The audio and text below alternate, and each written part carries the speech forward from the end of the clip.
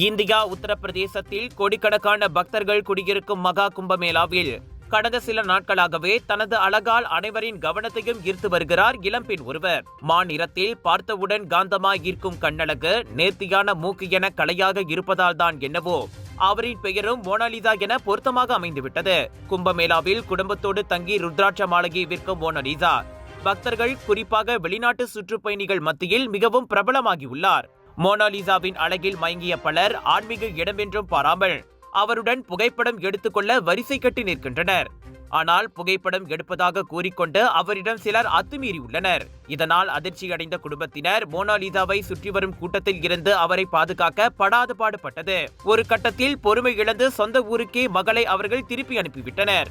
முன்னதாக ஒரே நாளில் இணையத்தை கலக்கியது குறித்து பேசியிருந்த மோனாலிசா, எல்லோரும் தன்னுடன் புகைப்படம் எடுத்து செல்கிறார்களே தவிர தனக்கு வாழ்வாதாரமான ருத்ராட்ச மாலையை ஒருவரும் வாங்குவதில்லை என குறைப்பட்டுக் கொண்டிருந்தார். இந்த தேங்காய் எண்ணெய் சமையல்ல அப்படின்னு ஸ்பெஷல் இருக்கு. கேரளாவிலிருந்து தயாரிக்கப்பட்ட ரேனாயூர் சமையல் தேங்காய் எண்ணெயில சமையல் செஞ்சு சாப்பிட்டா தரமாவும் இருக்கும், அறுசுவையாவும் இருக்கும்.